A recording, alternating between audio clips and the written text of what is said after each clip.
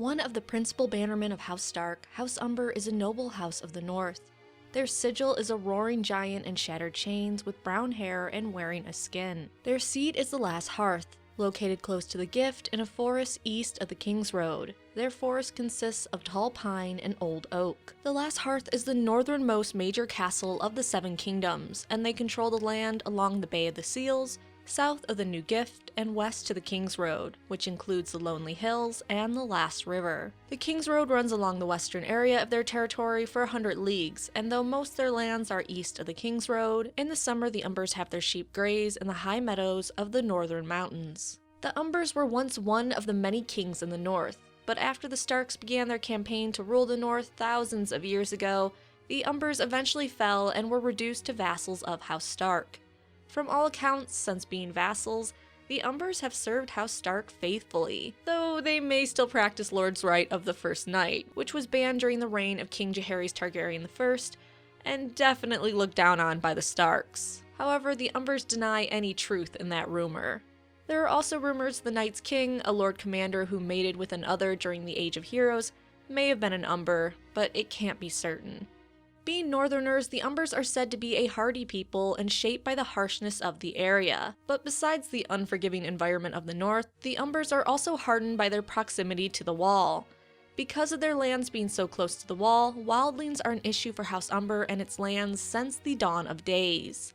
Over the Wall or through the mountains, crossing the Bay of Seals, the wildlings have raided and attacked their lands numerous times throughout history for gold and sheep, sometimes even carrying off their women. In fact, 30 years ago, Great John Umber's female cousin was carried off in a wildling raid. But as much as being so close to the Wall can be a curse for the Umbers, it was a blessing for the Starks, who have counted on the loyal Umbers in the past to deal with kings beyond the Wall, men who are able to unite enough wildling tribes to get past the Wall and attempt to attack the Seven Kingdoms. There are two known occurrences when the Umbers helped the Starks defeat a king beyond the Wall. The first occurrence was 3,000 years ago when the Umbers assisted the Starks in defeating the twin brothers, Gendel and Gorn, who were the current kings beyond the Wall. The second time was in 226 AC. Lord Harmond Umber, known as the Drunken Giant, helped end the reign of another king beyond the Wall, Raymond Redbeard, when Lord Umber and Lord Stark's forces surrounded the man at Long Lake. Without the Umbers' quick help, who knows how far either king beyond the Wall could have gotten. Fast forward to 282 AC, where the Umbers remained loyal to the Starks during Robert's Rebellion. Even though they went against the crown, when Lord Eddard Stark called his bannermen to fight the Targaryens, the Umbers answered and went to war with their lord. Unfortunately, Mors Umber, uncle to Great John Umber, sons died at the Battle of the Trident during this rebellion.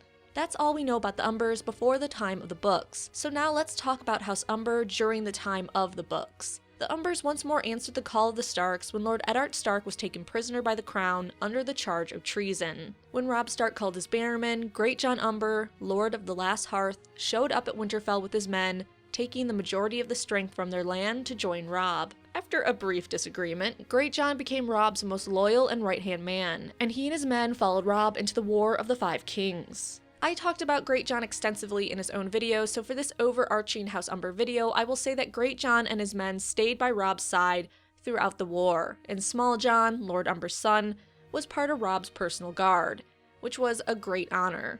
Lord Umber was given independent command throughout the war and at one point led Robb's van. Lord Umber is also the one that declared Robb king in the north, causing others to join in and crown him. When Robb breaks his marriage arrangement with the Freys by marrying another woman, Great John tells him his uncles wish to remarry and offers to marry them to some Freys to help ease tension with the family. While Lord Great John Umber was fighting with Robb, his uncles Mors Crowfood and Hothor Horsebane, children of the deceased Hoarfrost Umber, were in charge of the Last Hearth. Catelyn Stark considers them both to be hoary old brigands and remarks that Mors Crowfood is usually drunk. Mors is described as an old man, powerful and huge, with a ruddy face and a shaggy white beard, and often wearing a cloak made of a snow bear with its head as a hood. He was a fearsome fighter in his youth and lost his son on the Trident during Robert's Rebellion, his wife in childbed, and his only daughter was carried off by wildlings some 30 years ago. Crowfood earned his nickname due to his one eye being pecked out by a crow who thought he was dead while he slept. When Mors woke, he grabbed the crow in his fist and bit off its head. Crowfood then used a chunk of dragon glass as a replacement for his eye, or sometimes just conceals it with a stained white leather eye patch. House Umber is a gaunt old man with flinty eyes, a face as hard as winter frost, and a long white beard. He earned the nickname Horsebane 50 years ago in Old Town, where he was when his father had the notion he'd make a maester. When a whore tried to rob him, he disemboweled the prostitute. Though this story is only told in whispers because it's likely the whore was a man. So Hother and Mors remain at the last hearth running the castle while Great John fought with Robb until they are summoned to Winterfell by Bran Stark to celebrate the harvest feast. When Bran sees the two men, he describes them as blustery men in the winter of their days with beards as white as the bearskin cloaks they wore. Upon receiving a private audience with Bran, Mors immediately brings up marrying the recently widowed Lady Hornwood, saying, "The Great John's the young wolf's strong right hand. All know that to be true.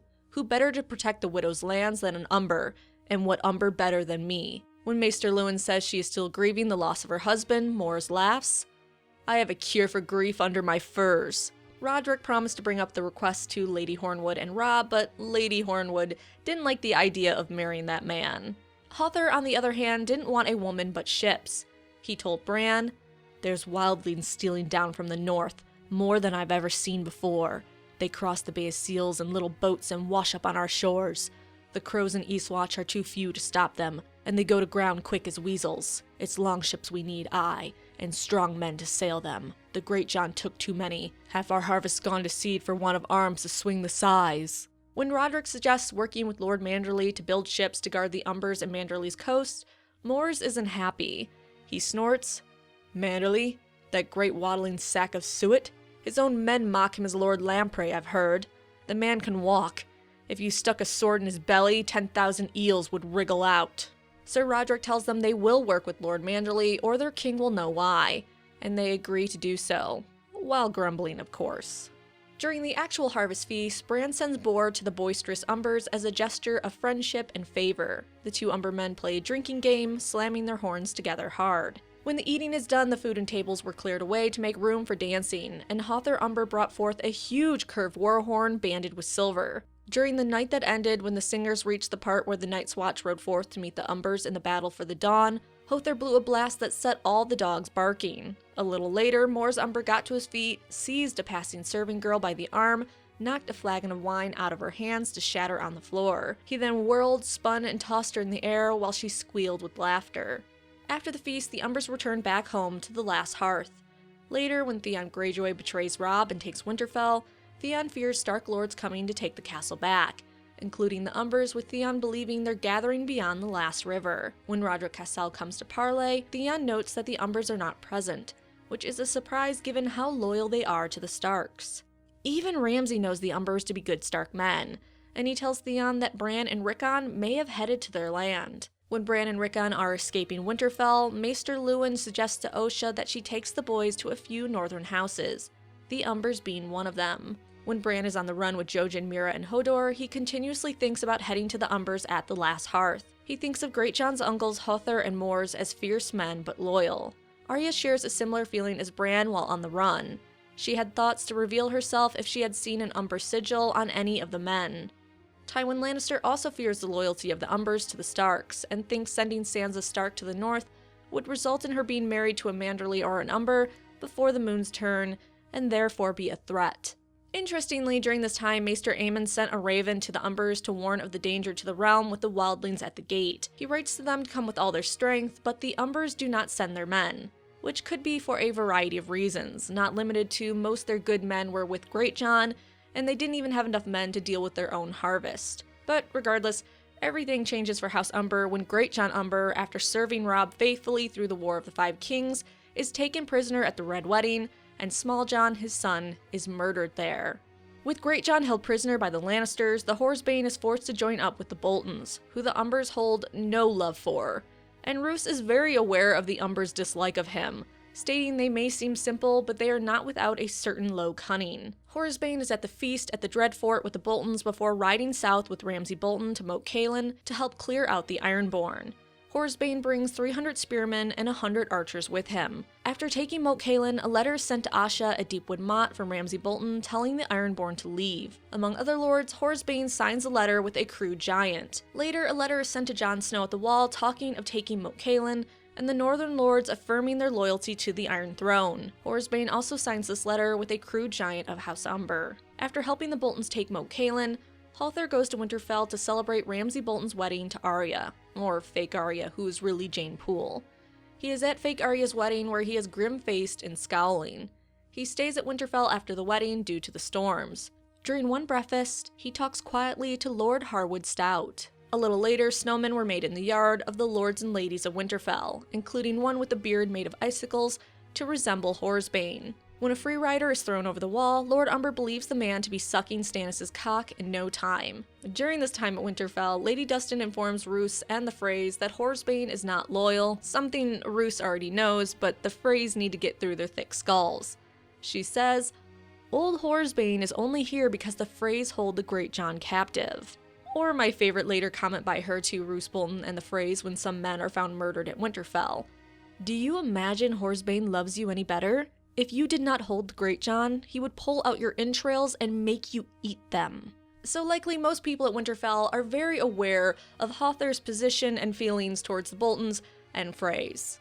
Meanwhile, Crowfoot Umber has no intent to join up with the Boltons. Instead, he agrees to join Stannis to take Winterfell. However, he has a price. He wants Mance Rayder's skull for a drinking cup and a pardon for his brother who has ridden south to join the Boltons. Mors warns Stannis that Umber will not fight Umber though, making it clear that Mors will not attack his brother or his men. When it is suggested Mors and Hother want their nephew to die in chains and his children to die as well, so they can take his lands and lordship for themselves, Jon warns them that suggesting that to Mors Umber will teach them more of death than they may wish.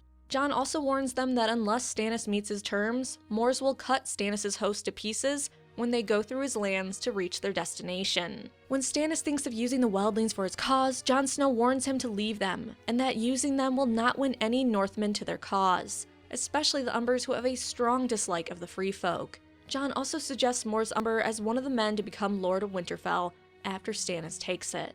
Mors Umber during the storms, because the man is a complete badass, camps outside of Winterfell with his green boys, very inexperienced young men and cripples, and blows horns to disorient Roose's forces and kill some Freys when they come outside during the blizzard. Aenys Frey is killed when the Frey forces ride into pits dug by Mors' men. When Theon escapes Winterfell with fake Arya, they are found by Mors, who questions the girl to see if she is really Arya. Running out of time and fake Arya getting every question right so far, he takes Theon and the girl and then sends them with Tycho and his escort to Stannis at the Crofters' village. Currently, it is believed Hother Umber may be scheming to take out Roose Bolton, and Mors Umber will continue to work to destroy Roose Bolton and the Freys. So thank you so much for watching. Please like and subscribe, and come back for more Game of Thrones videos every week.